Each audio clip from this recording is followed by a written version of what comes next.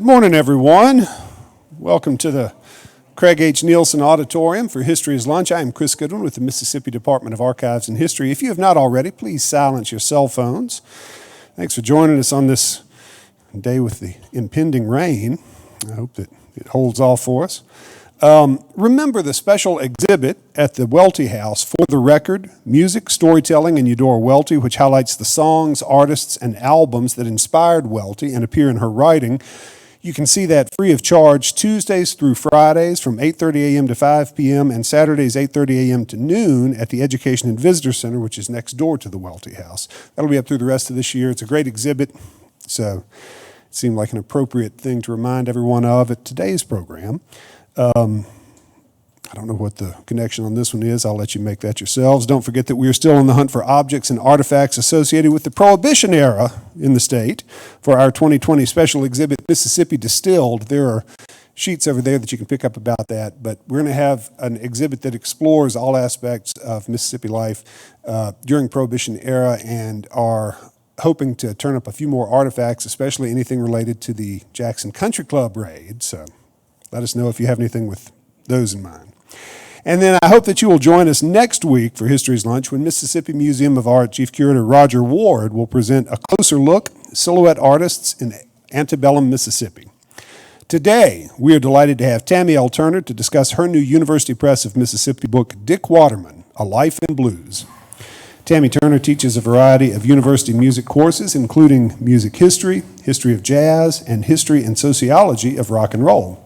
Turner earned her bachelor's degree from the University of Tennessee at Martin, her master's from Southern Illinois University at Carbondale, and her doctorate in music history from the University of Mississippi. Her areas of interest are classical and vernacular styles of 20th century music, particularly blues. Help me welcome Tammy Turner.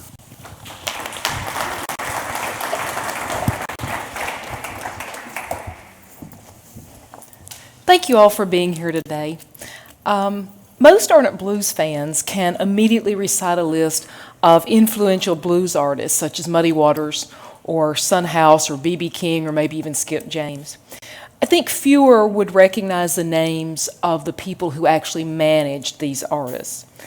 Some of you may recognize Dick Waterman's name, and if you do, you may have heard some of his stories because Dick Waterman is known to be a great storyteller.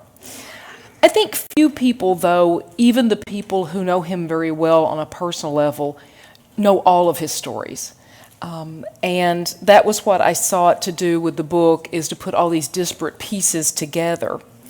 Even though his name has become iconic in blues history, a career in blues management was probably the last thing that anyone in his family, including him, would have envisioned him pursuing as an adult for a career. His childhood was literally a world away from the artists that he would eventually represent through his management company. Dick Waterman was born to an affluent Jewish family in Plymouth, Massachusetts in 1935. Though both of his parents, Isidore Earl Waterman and Hattie Resnick Waterman, were raised in blue-collar families, his father had worked multiple jobs to put himself through Harvard and then was accepted into Tufts Medical School and worked to put himself through medical school. Afterward, he and Hattie were married. He established a successful medical practice in Plymouth, Massachusetts, and he worked there while Hattie stayed home and raised Dick and Dick's older sister, Raleen.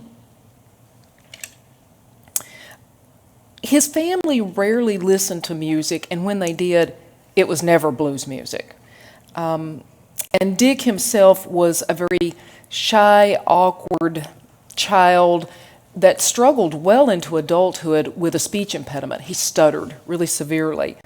And due to his speech impediment, he discovered a love of writing and even contributed a few stories to his local newspaper while he was a teen. And I'm going to share with you just a few things here that were not contained in the book because we edited some things out, but there are a few things that not very many people know about Dick. One, when Dick was young, one of his first jobs was serving as a golf caddy at the local country club.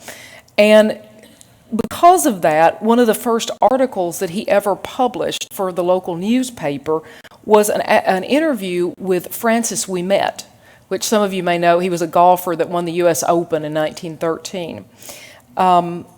Also, while he was working as a golf caddy, this name may ring a bell, he was the golf caddy for Glenn Gray, who was the band leader for the Casa Loma Orchestra, his famous jazz band. And he and Gray remained friends for many years, and Gray even wrote him letters later when he was in the military. And also while he was in high school, since Dick's father was a physician, when Rocky Marciano, the boxer, would be in that area, Dick's father was the physician that would often treat him. And so Dick and Rocky knew each other very well, and when Rocky was in the area and would train, he would go run on the beach, and Dick would go run with him, and they would train together out running on the beach every morning. After Dick graduated high school, he spent a couple of unfocused years in college, and finally decided to go into the military. During his 3-year tenure in the Army, he served with a special group of cryptographers in Tokyo, Japan. And this is a photo of Dr. Waterman, Hattie, his mother, and of course Dick before he left for Tokyo when he was serving in the military. After he returns home, he eventually completed his degree in journalism. On the day of graduation, he accepted his first job, which was as a news and sports writer for a little local newspaper in Bridgeport, Connecticut. Resources at the paper were limited, so after he arrived, he was also presented with a camera and told that he would be his own photographer for all of his news stories, and sent on his way to work on his first story. This was the beginning of a lifelong love of photography. And this was actually one taken while he was serving on the staff at the Bridgeport newspaper. Of course, this is John F. Kennedy during a presidential campaign that Dick took early on. Dick's proximity to Greenwich Village sparked an intense interest in the burgeoning folk scene that was taking place there in the 1960s. He would travel there almost nightly by train just to go in and hear the different artists in the club scene, Dave Van Ronk, Phil Oakes, and a very young Bob Dylan, right after he had arrived in Greenwich. And that is Bob Dylan. This is Bob Dylan playing, I believe in 1963. He is backstage at Jordan Hall. And of course, he was very accessible then, and Dick had his camera and went back and shot a series of pictures of Dylan tuning his guitar and getting ready to go on stage. This interest led to freelance writing about music for Broadside magazine. Dick attended the 1963 Newport Folk Festival with plans to write about this in an article for Broadside. It was an experience he would never forget, though, particularly after seeing Mississippi John Hurt perform. Soon, he took a job with famed folk manager Manny Greenhill and continued to do freelance writing both for the paper and then for Broadside. The editor at Broadside was David Wilson, and he approached Dick about splitting the cost of booking and promoting a show by Mississippi John Hurt. And Dick was amenable to the idea, so they booked John Hurt for a week at the Cafe Yana. This became his first foray into the music business, and the shows were an incredible success. That photo is of Mississippi John Hurt at his last concert of that week at the Cafe Yana. Dick had his camera with him, and he crept to the side of the stage. It was very dark, and took that particular photo of John.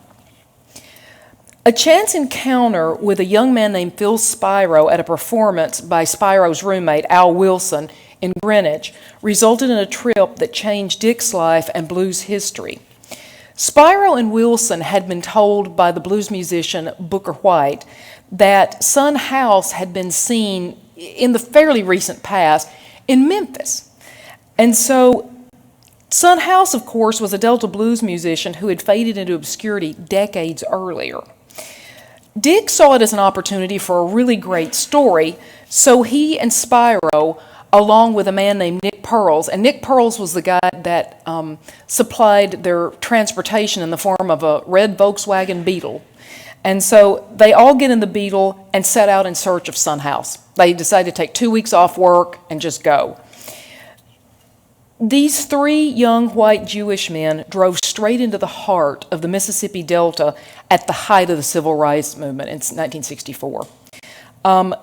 They were aware that there was a tremendous amount of racial tension, but really did not understand the sort of potential danger that they could be facing by doing this.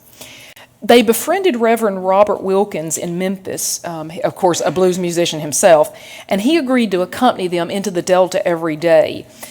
They didn't find Son House in Memphis, and they didn't find him in the Mississippi Delta, but through a series of events, they learned he was last known to be living in Rochester, New York, and they managed to get a phone number to contact him.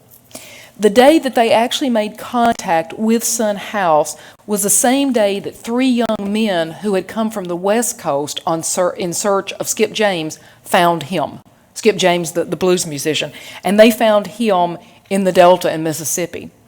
It was also the same time that the civil rights workers, Goodman, Cheney, and Schwerner were murdered. This was all the same weekend. After speaking with Son House, they drove to Rochester. This is a photo. Dick set his camera and handed it to Mrs. House, and she took a picture. This is Nick Pearls, Dick, Son House, and Phil Spiro. They met Son House, they heard him play, and in finding House, Dick not only found his great story, but he found a mission. He felt an obligation to help reignite Son House's career. So he set about to find opportunities to help him perform. He also wrote a letter to Columbia Records addressed to John Hammond, the famous record producer, and was delighted when Hammond contacted him again and wanted to schedule a meeting with Son House. Hammond actually offered House a recording contract with Columbia Records, which was just sort of unheard of at the time. They immediately scheduled recording sessions for the album, and then on the heel of that, Dick planned and booked a cross-country tour of House to begin immediately when they had finished the recording sessions. This is part of the cross-country tour. They left on the East Coast and, of course, went west and out to California. And Dick set his camera and put it on the hood of his car. You can see he and Son House here with the Golden Gate Bridge behind them.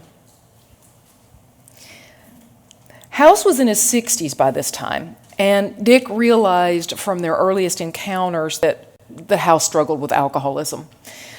He also felt personally responsible for House's well-being, so Waterman always drove House to every date on every tour, with the exception of a single European tour, and House was traveling with other musicians at the time of this tour. But every other tour date, every other concert date, Dick always drove Son to these dates. Intent on protecting House's reputation, Waterman was pretty successful at keeping the alcoholism hidden, but each performance was really a balancing act. Too little alcohol, and House had tremors and couldn't play. Too much alcohol, he was too inebriated to play. So Dick had to be with him at all times because he was pretty crafty at getting out and finding ways to get alcohol. And so Dick carried little airline bottles of liquor with him, and he would give him like one or two before a concert so that he would be just okay enough to get through the performance. This is a passage from the book that actually recounts the return trip on this tour. On a Sunday in late May 1965, Dick Waterman sat behind the wheel of his 1964 red Mustang. The last rays of sunlight were dropping low on the horizon as he sped along the toll road near LaPorte, Indiana, headed for Rochester, New York. His traveling companion was elderly Mississippi blues musician Son House, who had faded into obscurity over 2 decades prior. Waterman was one of the 3 men responsible for House's rediscovery in 1964. In the following months, he had worked diligently to revive House's career by booking him to appear at festivals, coffee houses, and other venues. House had recorded an album for Columbia Records in April 1965 and began a tour across the country from New York to California following the recording sessions. They had been traveling for over 5 weeks and were making their way to Rochester, where House had resided since 1943. Neither was inclined to lengthy conversation, so they passed the time in silence, House staring out the window at the passing landscape or listening to the radio. On this particular evening, Dick had tuned the radio to Boston AM station WBZ. Disc jockey Jefferson Kay was hosting his folk music program called Hootenanny, which aired every Sunday evening at 6 p.m.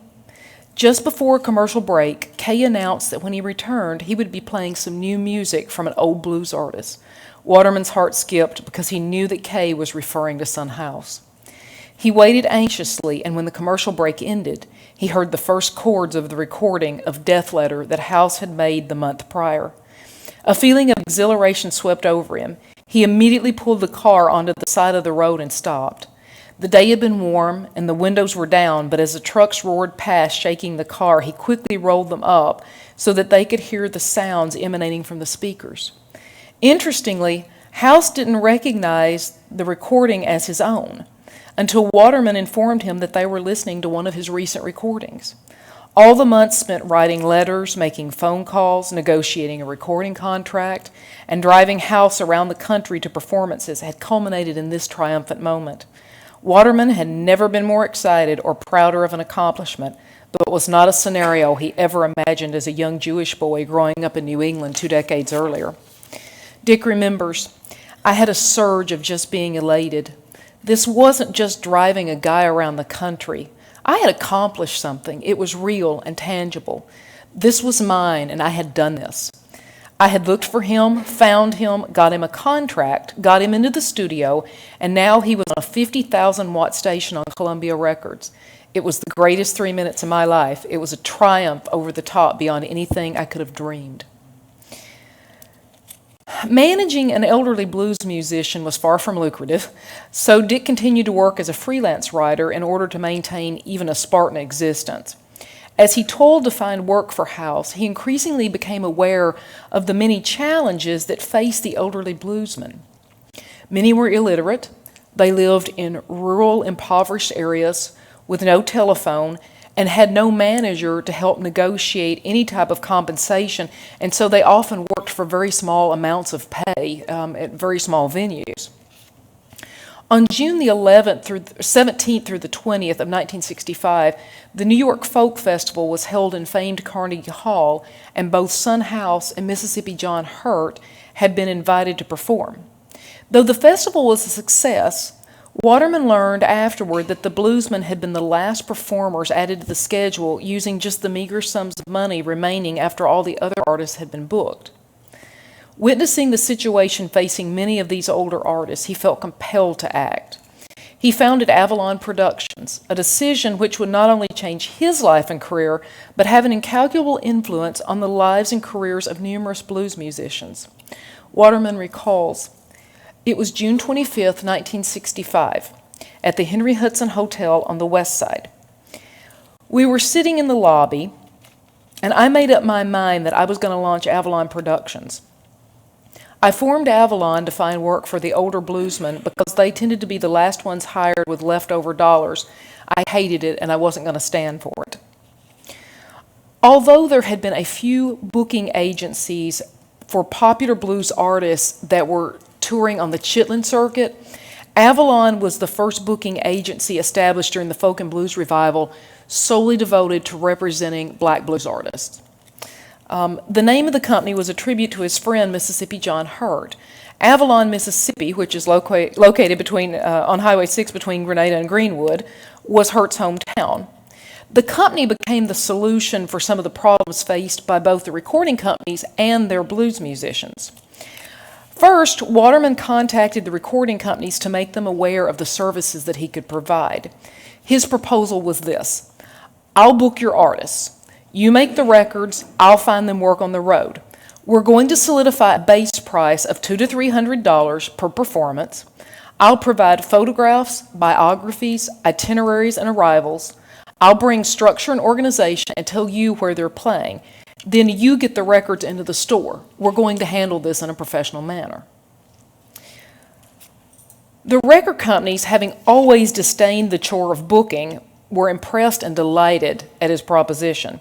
By the opening of the Newport Folk Festival on July 23rd in 1965, which was just a month or so later, word had already spread about Avalon Productions, and Waterman was being approached backstage by some of the musicians. Representatives from various recording companies were in attendance and urged their artists to seek him out. They were aware that Son House had recorded an album on Columbia Records, which was a substantial accomplishment. Waterman also was gaining a reputation for conducting his business with honesty and integrity. This is a photograph taken at that Newport Folk Festival. This is the only photograph in existence of those three musicians together. That is Son House on the left, Skip James in the middle, and Mississippi John Hurt on the right. And it was taken backstage. In addition to the Avalon artists, he also generously booked other artists when asked to help in creating festival lineups. Those he worked with included bluesmen such as Skip James, Mississippi John Hurt, Mississippi Fred McDowell, Robert Pete Williams, Mance Lipscomb, Arthur Crudup, Lightnin' Hopkins, Reverend Gary Davis, B.B. King. In the early days of Avalon, the income remained rather sparse, but Dick had found his calling. Along with booking and managing, he worked tirelessly to protect them from exploitation, demanded competitive compensation for their services, and fought for the royalties due them. Additionally, there were other various challenges in working with a variety of artists, and I'm going to share a couple of those stories from the book. Dick recalls one particular instance when Mississippi John Hurt was scheduled to perform in Saratoga Springs, New York. Dick says, I had a flight booked for him from Memphis to Philadelphia, and then we would go to the venue. I spoke to him in the morning on the day of the performance and said, okay, just get the bus from Grenada to Memphis and then take a cab to the airport and your flight will be ready. He said, I can't do that. I never did that before. I said, do what? And he said, ride in a taxi cab by myself. And I said, it isn't hard. But he wouldn't do it. He couldn't do it. He said, you got to come get me. I said, what? He said, you got to come get me at the bus station. John had taken cabs with people apparently, but never by himself. So I bought a ticket from Philadelphia to Memphis and took a cab to the bus station, got there just as he arrived, grabbed him, took a cab back to the Memphis airport, and flew to Philadelphia. We got in my car and drove from Philadelphia to New York. I got in the left lane and went about 85 or 90 miles per hour the entire way. It's over 250 miles. I raced driving like a crazy person all the way to the Saratoga turnoff, and we got there just in time for the show. Okay, this is for the next story. He also worked with Etta James. Some of you probably recognize her. This wasn't taken the night of the show that I'm about to talk with you about, obviously, and you'll understand when I tell the story, but this is a photo that he took of Etta James. One of his bookings for Etta James devolved into a debacle. He had booked her to perform at Larry Blake's, a club which was located in a basement on Telegraph Avenue near the UC Berkeley campus. Dick recalls, I don't remember the ticket price, but it was something like $8 or $10. I was going to sell it and take the door proceeds, and they were going to take the bar sales. She came down the steps, waved to people, walked through the audience, shook hands, signed some autographs. She was lovely and gracious. I took her to the dressing room and came back out. Then somebody said, Etta wants to talk to you, so I went back to her dressing room. She said, I've got to go back to the hotel. I said, well, we really don't have much time. And she said, no, I've got to do this. I get the car, bring it around, she comes down. We went to the hotel and walked down the hall. She went into her room and closed the door. So I was standing there waiting. I said, about how long are you going to be, Etta? You've got to get back to do that first show. She was doing 2 shows that night, and I was going to have the second show waiting in line outside while she finished the first one. We had to start the first one on time, and I was already running really tight on time. I knocked and said, Etta, you coming? No answer. I knocked harder and said, Etta, come on, are you coming out? She said, I ain't coming. I ain't doing no show tonight. I said, "You're not doing the show tonight. You were already there. They were really nice people and they're waiting on you. Come on and let's go." She said, "I can't do it. I can't do the show tonight." I said, "Why not? Come on, you can do this." And she said, "I see I can't." And I said, "What do you mean, I see I can't?" She said, "My third eye sees, and my third eye tells me I can't play tonight." Wow, okay. I said, "What does your third eye want? Would your third eye like to see a little more money?" She said, "No, I'm not playing. Go away and don't be asking me anymore." Okay, so I have to go back to Larry Blake's. I find a parking space, go down through the crowd that was already forming for the second show.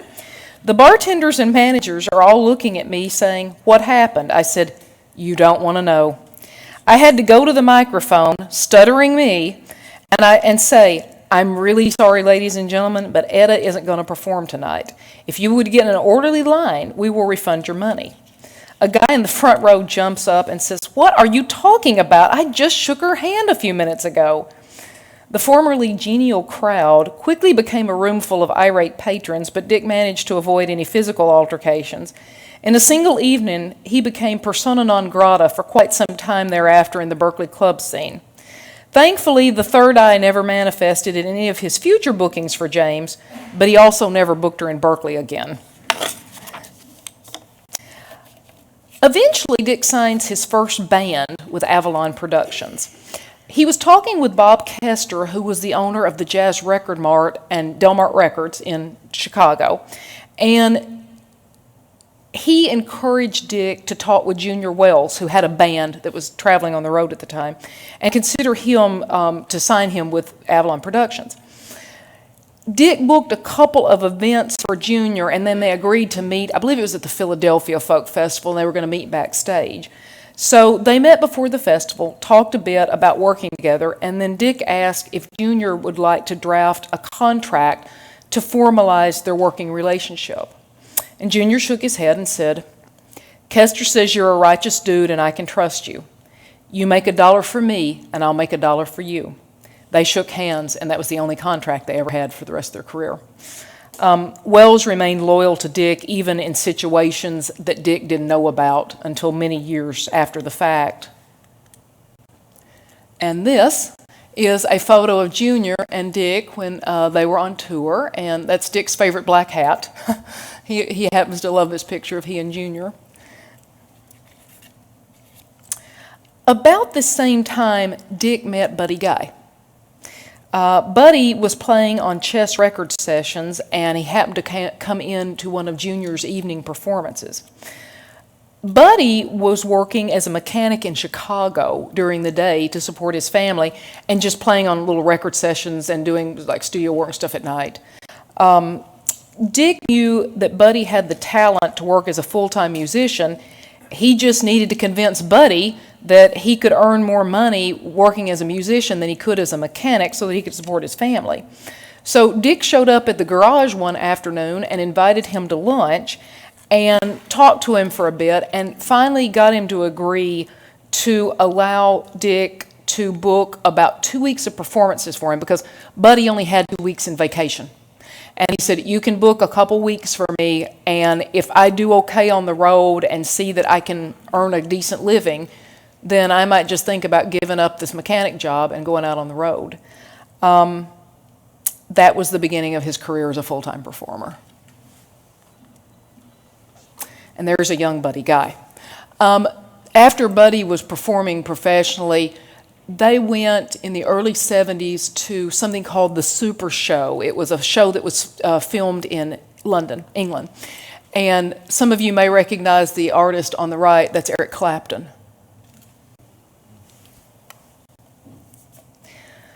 Whenever Son House toured, Dick would bring him to his apartment in Cambridge to stay prior to their departure. I think for most people, the prospect of having a distinguished bluesman as a guest might sound really appealing, but for Dick, these visits were sort of a 24-hour-a-day job. He had to remain vigilant every minute to keep House from getting out of the apartment and going in search of alcohol. And so sometimes he enlisted friends to come over and help.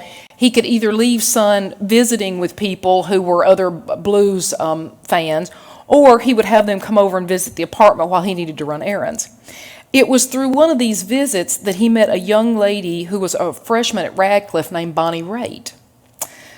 Dick's friend, Jack Vertel, who was also an amateur blues musician, knew that Son House was staying with Dick, and he was dating Bonnie, and knew that Bonnie had an interest in blues music. So he called Dick to ask if he could bring Bonnie over and introduce her to Son House. Dick immediately recognized her name because he was a fan of Bonnie's father, John Raitt, who was the singer. She and Dick eventually began dating, and soon after, he learned that she was an aspiring musician. And so he began assisting her career by booking some little local performances for her at some of the venues in and around that area while she finished college. Their romantic relationship eventually ended, but they remained friends, and Dick continued to serve as her booking agent. And this is a photo taken by famous rock photographer Michael Dobo, who was gracious enough to let me use his photo. This is a very young Bonnie Raitt with Dick in the early 1970s. Over time, Dick's client list began to shift. Son House's health, physically and mentally, had been in decline, and finally at the Toronto Island Blues Festival in July 1974, Dick decided it was time for Son to retire. The festival was House's last performance. That was the last piece he played. And you can tell by there he's beginning to gray, and this was, 10 years after the initial Rediscovery, but this was Son House playing at the Blues Festival in Toronto. Other older bluesmen also had failing health, and some, like Mississippi John Hurt, Mississippi Fred McDowell, and Arthur Crudup, had already passed away by this time. And this is a nice candid photo from behind the stage at one of the blues festivals. This is Mississippi Fred McDowell, and there's Arthur Crudup, and then on the right-hand side is Louisiana musician Robert Pete Williams, all three of which Dick booked for and managed. And of course, this is one of Dick's original photos. As Bonnie's fame grew, an increasing amount of Dick's time had to be devoted to her career. Eventually, Buddy and Junior began handling their own booking, and Dick had come full circle. He began with Son House as his sole client, and by this time, Bonnie Raitt was his sole client. Bonnie had signed a contract with Warner Brothers and needed to be closer to their headquarters, so she had relocated to California. Dick quickly realized that he, too, needed to relocate to be near Bonnie, so he moved to California and found a new office from which to run Avalon Productions. A few years later, in the fall of 1984, Bill Ferris, who was the director of the Center for the Study of Southern Culture at the University of Mississippi, extended an invitation to Dick to present a photo lecture, which was part of a brown bag series at the university.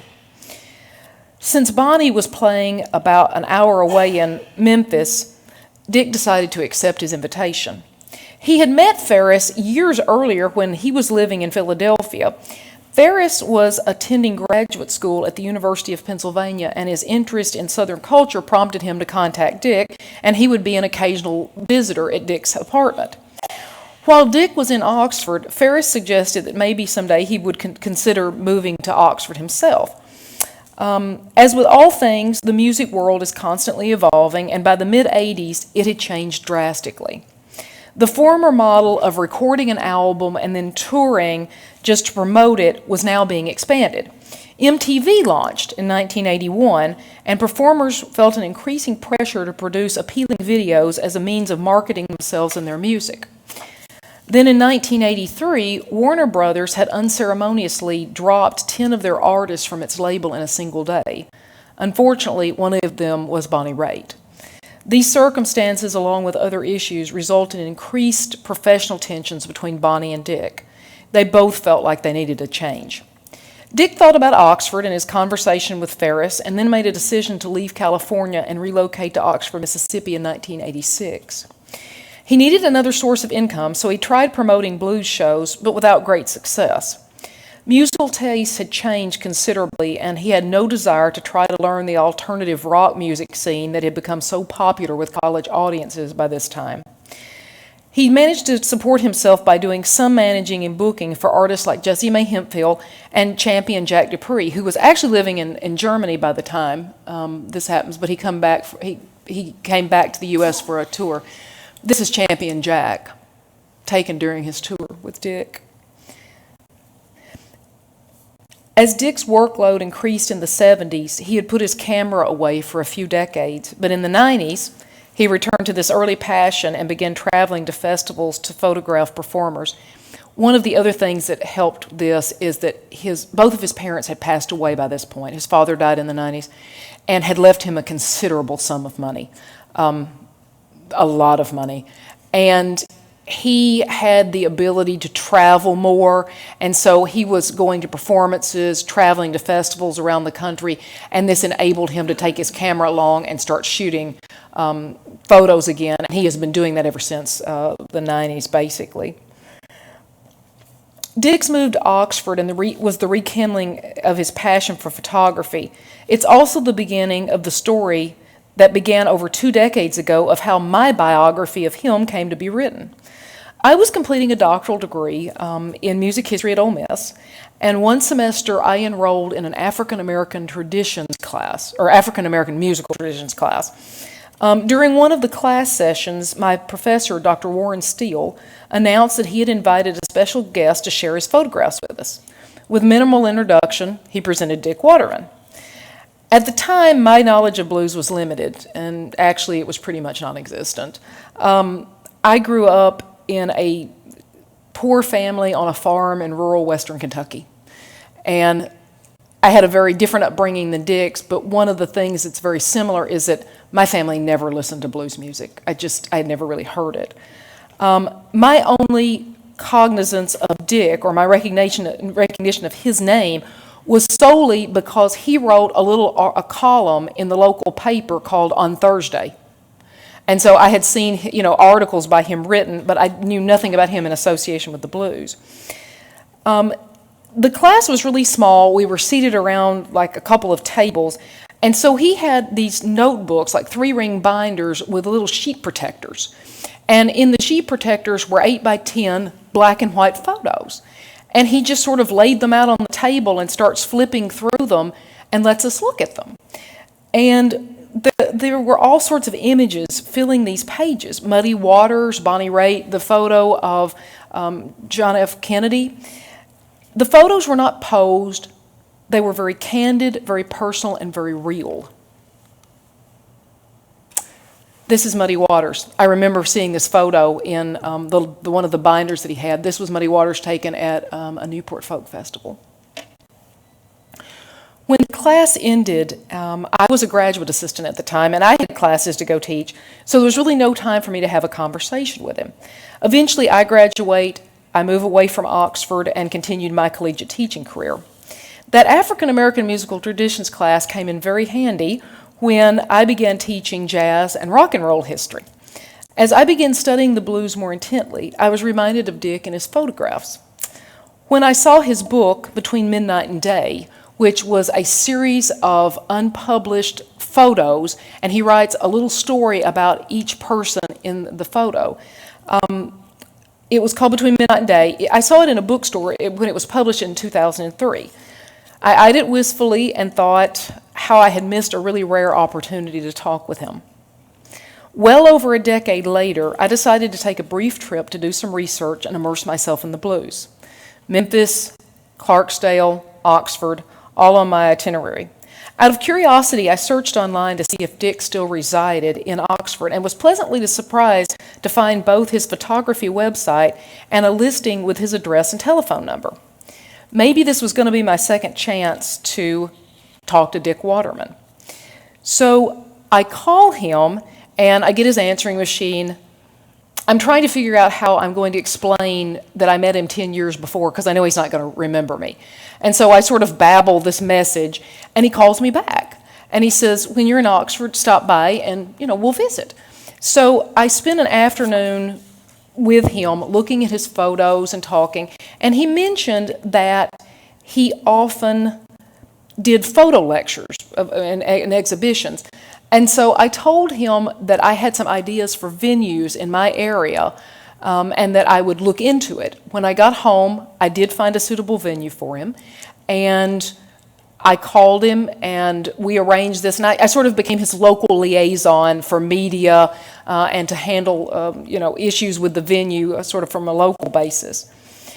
As I researched his career, I was fascinated. I found him very quick to laud the talents of those with whom he worked, but disinclined to speak about his own contributions. His name appeared in various books and articles, but there was no single book or narrative, cohesive narrative of his work. His life was a story that needed to be told, and I had never written a biography, but I realized that this was the one that I wanted to write.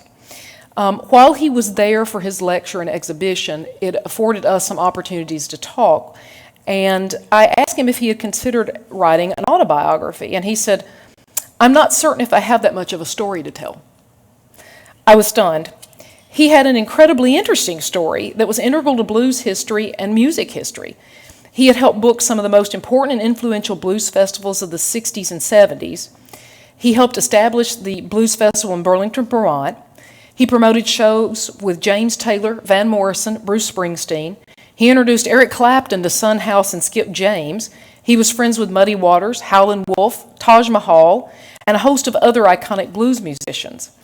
In addition to his photos, he had also been commissioned by his friend B.B. King to create the B.B. King Treasures book, which was published in 2005. He toured with Buddy and Junior in 1970 with the Rolling Stones, and this was taken in Europe on the Stones tour. He also has received more Keeping the Blues Alive Foundation awards than any other person living, which is 3. He just received his 3rd, I think, oh, sorry, that's BB. There's a picture of BB from the BB King Museum that Dick took. This is Dick receiving his 3rd KBA award. He also has recently been awarded a brass note on Beale Street. And he is one of the few non-musicians that has his name in the Blues Hall of Fame. He routinely comments that access is everything, and this was true. After he went home, after his exhibition in Paducah, where I live, I had told him that if he could ever considered working with someone to write his biography, that I was interested. But I wouldn't do it without his participation or consent. And so he said, "Let me think about it." After he gets home, about a week later, I get a call from him, and he says, "You know, I thought about it, and I mean, if I'm going to do this, I'm going to have to do it now because I'm in my 70s. As I said, as a seasoned photographer, he says access is everything. That was true of this project. Dick enthusiastically granted me complete access to his entire life and his archives. As those who know him will attest, few people recount stories better than Dick, and for that reason, I have allowed his many interviews to chronicle his own work. So there are significant portions of the book that are told in his words. The book is drawn entirely from original research that I conducted over about a 5 to 6 year period. It's not only a biography about blues history, but it's about American history and music history. I'll leave you with one very short last story. In late 1967, Dick was traveling with Junior Wells and Buddy Guy on a State Department tour of Africa. Due to the timing of the tour, the Thanksgiving, Christmas, and New Year holidays were spent in Africa. Dick received a rather unexpected and altogether unforgettable Christmas gift from Junior Wells' drummer, Fred Below. Dick remembers, "I'm alone in my hotel room and I hear a knock on the door.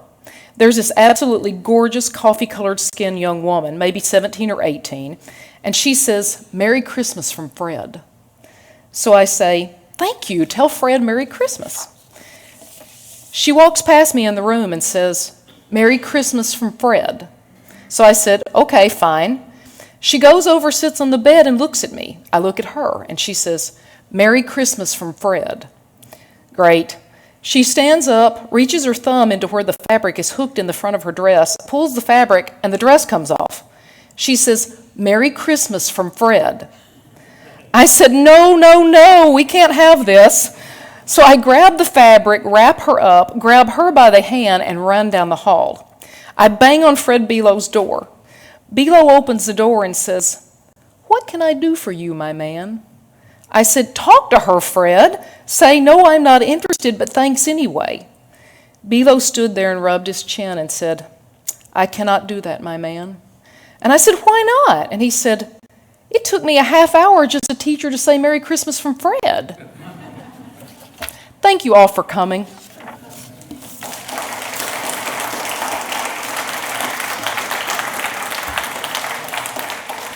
If any of you have questions, Mr. Goodwin here will come back to you and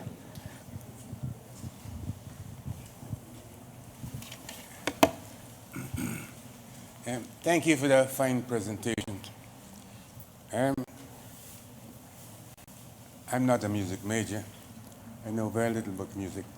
But I'm just wondering, why is it or how is it that in the Delta, where it's economically depressed, it's so rich in blues history, and blues culture, blues music? How is it is so rich in music and is so poor economically depressed, but rich in music? Is there an explanation for that? I think there are so many factors there. I think in terms of many of these blues artists, it was kind of what I was talking about with Avalon Productions. Many of these, blues was not the biggest selling music in America. Blues is a very niche market even now, you know. And many of these artists, like Son House had recorded in the 40s in Grafton, Wisconsin, but many of them didn't have managers.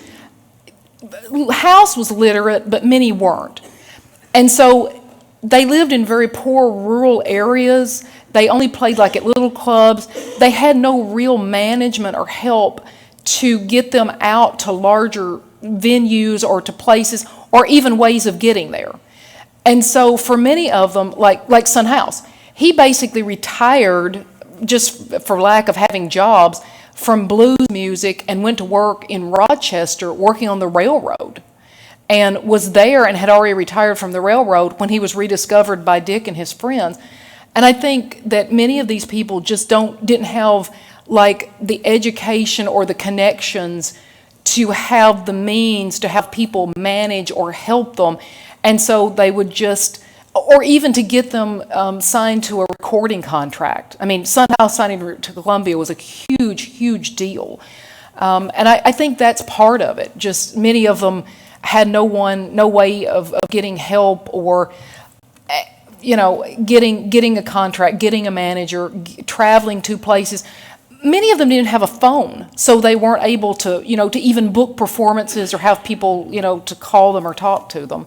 I think that's, you know, kind of the short answer of why some of these artists lived in relative obscurity. And they didn't know how to pursue collecting royalties. This was also a time before the internet, so even knowing if a musician was still alive, even if they had recorded something or written a song and it was copyrighted, just being able to find them. I mean, you know, they drove from Rochester down to Mississippi just looking for Son House because they had no way of knowing where he was. Like I said, many of them no phone, so there was nothing published in the phone book, and there was no way to track people down. So there were people that didn't even get royalties because, you know, they didn't. Some of them know that they were still due royalties, and the record companies, well, weren't that interested in finding some of them anyway because they didn't want to pay royalties. But I think that's part of it.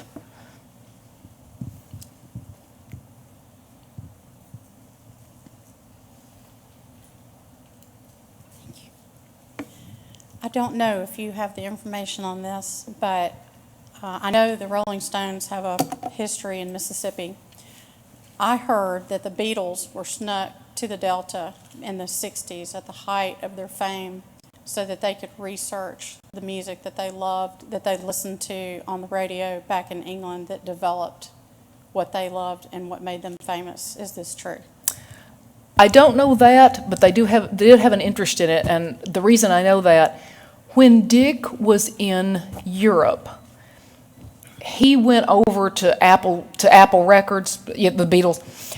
He was contacted, and at one point they were interested in signing Buddy onto the record label, and he did go. It never came to fruition, but he did have some negotiations with them. I think he said he thought George was maybe the driving force behind that. It was particularly his interest. But they had some meetings while he was in England, and they discussed the possibility of it. He said, as a matter of fact, that's how he first saw James Taylor's new album. It was and he was, while he was in the studio, the new Gatefold album had not been released yet, and he happened to see James Taylor's album while he was there. I don't know if they ever came to Mississippi. I never read that. Dick never mentioned it, but I do know that they did have an interest in blues, because they did toy with the idea of signing Buddy, and it got far enough that they were in negotiation on it.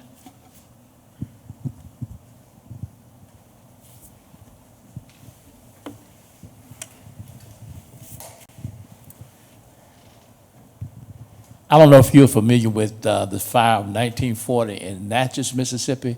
Do you know anything about Gatemouth Moore, Arnold Dwight Moore, the blues singer?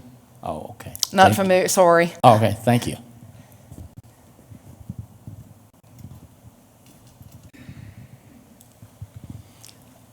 Thanks for sharing all that information. That's great. I was wondering if what did Dick Waterman have to say about Taj Mahal? He and Taj are very close friends. As a matter of fact, Taj interviewed for this book, and there are several quotes about that. He knew Taj when Taj was in college when they met, and Taj was studying animal husbandry. And Taj is a pretty big guy, and we talked about it later. Taj worked on the farm. I mean, that's what he did, and he was a big burly guy, and Dick wasn't afraid of him particularly, but Taj sort of observed how some of the older blues musicians were being treated, and it wasn't always right by some man. I mean, there were people. Dick's company was just and fair to people. Dick oftentimes didn't even take the royalties that were due, or the compensation that was due him as the manager. Sometimes he just gave the money directly to the artist. But Taj always, I think, was younger and saw how some of the older blues musicians were being treated, and it really bothered him. And so he was always wary of white people managing black artists or companies that were working with black artists.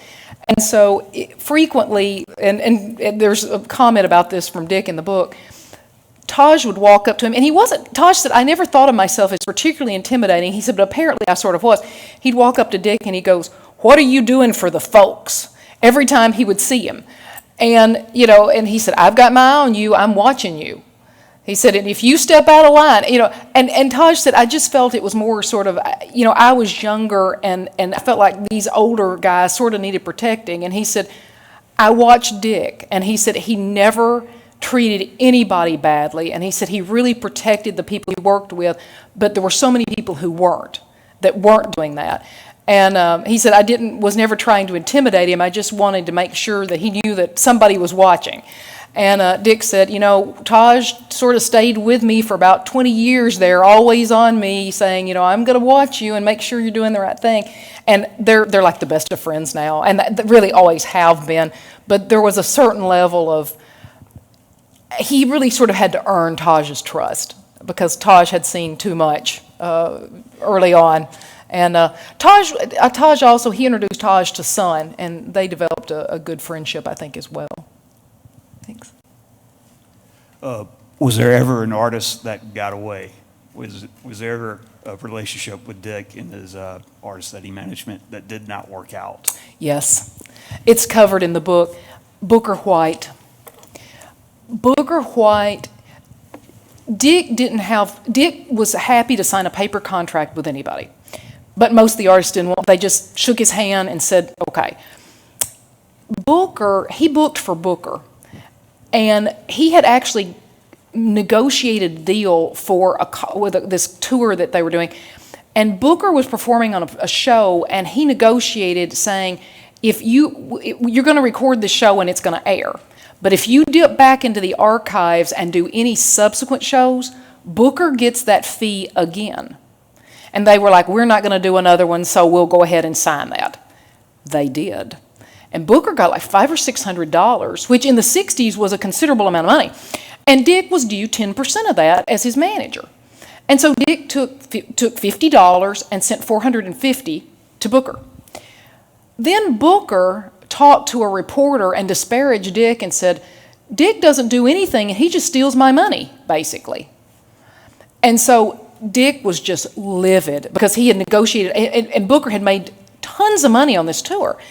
And so Dick, when he read that, found Booker at the Newport Folk Festival, and he said, I walked straight across the festival field, and he said, Booker could have crushed me with one hand. And he said, I looked him straight in the eye and said, don't you speak my name again until they throw dirt on your dead body. And he said, I gave him his $50 and told him I wouldn't be booking for him anymore, and they never. That was the only really disloyal person. Luther Allison also kind of went behind his back, double-crossed him, and cost him a lot of money, almost bankrupted him. And he and Luther made amends right before he died, because he realized what he had done. But those really are the only two that Dick ever had a problem with, and they were just people that he said they just didn't understand the loyalty, and he said, I could never work with somebody that I couldn't trust. Good question. Did you interview anybody from WDIA, the radio station in Memphis, who played all these artists? I didn't. Nobody else would? Everybody that was there were approximately 40 people that interviewed for this book, and now Dick knew and was friends with people like Rufus Thomas, and of course in the early days, BB worked at WDIA. They were DJs. In fact, Rufus was a DJ when I was a child. Yes. I saw Carla perform just a few years ago. No, there was nobody, because there was no direct tie specifically with Dick, with anybody. And the reality is Dick is 84, and there are a considerable number of people who are deceased. I mean, when I began working on this book, B.B. King was still alive. Sam Charters, and there are some others that have died since then, since the book has been published. Any other questions? Yeah, one more. How is Dick? He's 84. He still does some photography. His traveling is much more limited now. His wife has had some serious health issues, and he himself is having health issues that affect his mobility, and he's diabetic now, and so on the whole, he's doing okay. He's 84 and having health problems and just not traveling as much as he used to. He came to a few of the readings and signings that I did that were sort of local, but he's happy and still doing some photography, but just not able to travel the way he used to. It's limited. Huh? Well, sorry, man. I think we've come to the top of the hour, but ask the question over here while you're buying a copy of the book. And I bet Tammy will be glad to tell you all the stories that, for one reason or another, couldn't quite make it into this University Press book over here afterwards. Thank you all for coming today. I hope that we see you next week. Help me thank Tammy Turner for this program. Thank you.